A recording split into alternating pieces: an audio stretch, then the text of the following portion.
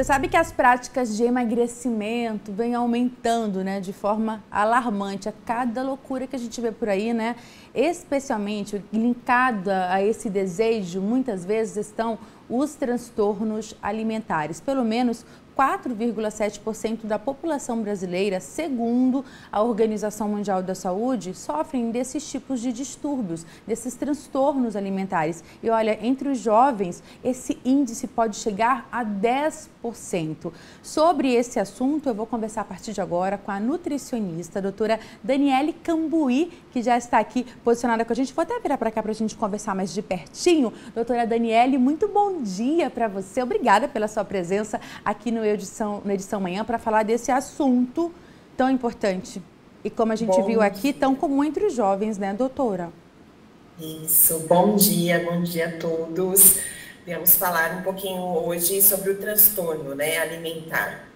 Realmente é algo muito preocupante, esse índice cada vez mais está assustador para nós no consultório, onde até crianças começaram a apresentar esse tipo de distúrbios. Muito aí associado após Covid, essa situação psicológica que acaba contribuindo para que esse transtorno ocorra. Esse transtorno, ele não está relacionado somente à imagem, né, retorcida, que é o emagrecimento.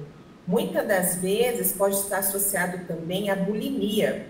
A bulimia, a pessoa não quer sair do peso que se encontra, e pela OMS a gente tem um índice de massa corporal que é de 18 a 24,09, porém nisso a pessoa ela começa a ter vontade de comer, ela come uma quantidade e depois ela vai ao banheiro para que possa vomitar, né, aquela quantidade que ela ingeriu. Então, tem agentes bastante preocupantes com isso, porque a saúde é altamente alterada por conta dos nutrientes que não são absorvidos de forma adequada. Doutora Daniele, até antes de você continuar, eu ia falar senhora, mas é tão jovem, da gente continuar o nosso bate-papo, eu queria lembrar a nossa audiência que eles podem participar mandando suas dúvidas aqui para que você possa responder ao vivo. Vou pedir para o pessoal colocar aqui para a gente, olha, esse é o nosso WhatsApp, 1935130818. Manda sua dúvida caso você passe por essa situação ou tem alguém que você conhece que passe por essa situação de distúrbios e transtornos alimentares, a doutora vai responder a sua dúvida. Doutora, você já trouxe uma geral desses casos, e você estava falando aí da questão da bulimia. Eu queria que você pontuasse para a gente quais são esses principais transtornos, porque a gente ouve muito falar em bulimia e anorexia. São esses apenas ou existem outros transtornos que às vezes a gente nunca se atentou, nunca nem ouviu falar, mas que é importante a gente pontuar aqui? Olha, além da anorexia, bulimia, que são as mais famosas, nós temos também o transtorno compulsão alimentar. Então, a pessoa, mesmo sem apetite, ela faz a ingestão de grandes quantidades. E mesmo não é nem vontade, ela não se sente saciada. Isso também é um tipo de transtorno. E, além disso, a gente também tem um transtorno alimentar restritivo, que ele tem ali a questão do pica, que a gente chama dentro da saúde, onde a pessoa come pedra, areia, chupa gelo e acha que está saciada por se alimentar desses itens. Perfeito. E quando você traz aí a questão da bulimia, da bulimia, da anorexia, quais são, no ponto de vista clínico mesmo, aquele transtorno que traz uma preocupação maior? Ou nem dá para a gente falar aí numa escala? Olha, a parte fisiológica, quando ela começa a ser já atingida, tanto no caso de anorexia, que é a restrição alimentar, quanto no caso de bulimia, que é se alimentar por compulsão e depois fazer algum agente laxativo, tomar medicação ou mesmo o próximo vômito ser provocado, ele tem ali, em a questão de anorexia, as ausências de menstruação para mulheres, então isso é um agente preocupante. Ela não percebe que ela está com anorexia, muitas das vezes, quem tem anorexia, então às vezes o grupo familiar, grupo de amigos, vê que aquela pessoa teve um emagrecimento muito rápido, e ela se evita de fazer encontros, né, ali comemorativos, festas de aniversário não vai mais, ela se torna um pouquinho antissocial, isso são sinais de alerta. A questão emocional também, a maioria das pessoas que têm anorexia está correlacionada com uma depressão. Então, esse diagnóstico, às vezes, é muito mais por aqueles companheiros, mãe, familiares, amigos próximos que começam a identificar. Na bulimia, a gente já vê um pouquinho de dificuldade, porque a pessoa come na frente das pessoas. Então, muitas das vezes, não é observado de imediato. Mas a menstruação, no caso de mulheres, também começa a ser irregular, começa a ter perda de cabelo, as unhas começam a quebrar muito mais fáceis por conta aí da ineficiência dos nutrientes dessa alimentação.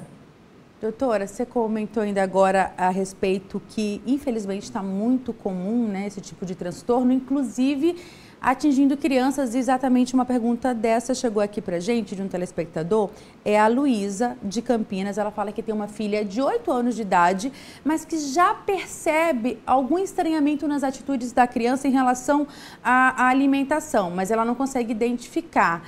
Nesse caso, ela não especifica exatamente o que, mas nesse caso é importante que ela busque já alguma ajuda, ou quais sinais que podem apresentar algum distúrbio, algum transtorno? Nós estamos aí diretamente com a mídia, né? Então, a mídia, ela tem realmente uma fortaleza em muitas das questões de imagem, e vende aquela imagem do corpo perfeito. Então, as crianças, hoje, com muito mais acesso a essa mídia, eles começaram também a ter esse comportamento. Então, se na mesa existe uma rejeição, se fala do emagrecimento, comenta com a mãe ou com algum colega, que a mãe perceba, né? Essa criança comentando, eu tô bem magrinha, e começa a desejar um corpo do qual ali ela já está magra, mas fala, eu tô barriguda, não, eu não vou comer isso, eu vou selecionar outro item para comer. Isso é um agente que a mãe tem sim que levar ao médico, ao pediatra nesses casos, fazer esse acompanhamento e relatar isso dentro da consulta. Muitas das vezes já existe um diagnóstico, ou seja, existe um CID para o transtorno alimentar, e aí o médico vai poder conduzir para encaminhar para o nutricionista, encaminhar para o psicólogo, para que possa entender o que está acontecendo com a relação da comida com essa criança e como que ela está reagindo,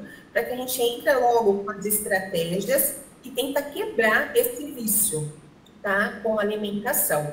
A gente chama dentro da nutrição de nutrição comportamental. Então, a gente trabalha ali com o grupo familiar que cuida dessa criança, incluindo a criança, para que a gente possa aí minimizar os riscos dentro da adolescência, que já tem uma característica bem forte para esses transtornos. No caso dessa criança, ainda é uma criança, né, 8 anos de idade, você falou que houve um aumento, inclusive, de pacientes mais jovens. Você percebe isso pessoalmente falando no seu consultório, por exemplo, doutora? Sim, a característica das crianças, elas estão bem diferenciadas do antes Covid. Então, crianças aí com transtorno alimentar, questão do medo que foi promovido em algumas situações, até por conta de ficou longe da sociedade, da escola. Então, com isso, trouxe algumas relações com a mídia um pouco mais forte. E a questão do medo também, por conta de toda aquela estrutura que nós vivemos, eles se tornaram um pouco amedrontados e eles estão deixando que esse comportamento vire uma relação com a comida. Então, a comida, eu brinco no consultório, que é uma relação muito difícil da nutrição, porque é um dos primeiros atos que a criança faz, né? A primeira coisa, ela nasce ali e logo depois vai se amamentar. Então, tem uma relação emocional muito forte e por isso que a gente trabalha com a equipe multi. Então, a gente precisa do psicólogo fazer uma psicoterapia para que a gente possa, em conjunto, diagnosticar e ter essa melhor relação com a comida. Exatamente isso que eu ia perguntar para você em relação a esse tratamento, se é que a gente pode falar assim, porque vai muito além da nutrição, né? Quando há esse diagnóstico, é algo muito relacionado também à questão psicológica dessa pessoa, a saúde mental, a gente pode falar? Sim, está correlacionado. Existem estudos que falam que a anorexia, nesse caso, falando da anorexia, está associado a uma carga genética ali da mãe, que já apresentava algum tipo de transtorno também alimentar. Então, tem que tomar muito cuidado, principalmente os adultos que estão próximos das crianças, de falar sobre o corpo ideal. Então, muitas das vezes a gente vê a mãe ali muito preocupada, ou o próprio, né, o pai, ou algum familiar muito próximo com a estética. E isso influencia, sim, as crianças a enxergar um corpo perfeito e como atingir isso, se restringindo da utilização correta e saudável da ingestão alimentar.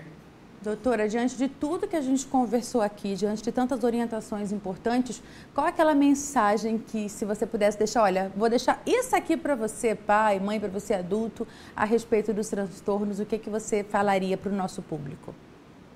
Tem que entender que a relação com a comida, ela faz a nutrição do nosso corpo. Ela que previne doenças, seja ela hereditárias ou não, mas a nossa relação com a comida tem que ser muito tranquila e muito saudável. O saudável, a gente sabe que é um prato colorido, cheio de legumes e verduras, o arroz e feijão brasileiro, que é um comportamento muito adequado, que outros países não se têm, e acaba nutrindo ali. Entender que a relação da comida está com a nutrição e não por saciar e por vontades.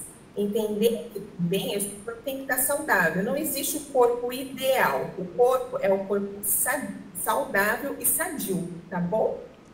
Combinado, recado dado aí da doutora Daniele Cambuí, nutricionista, que hoje falou aqui na Edição Manhã sobre os transtornos alimentares. Doutora, muito obrigada pelas suas informações. Volte sempre.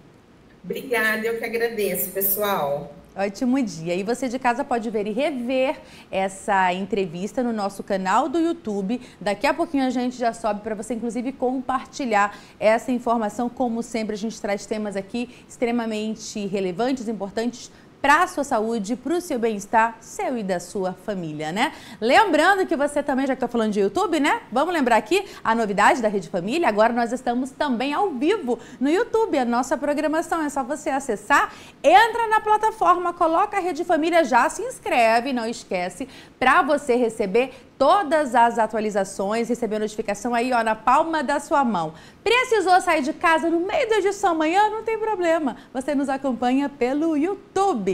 Fica aí também um recado para você.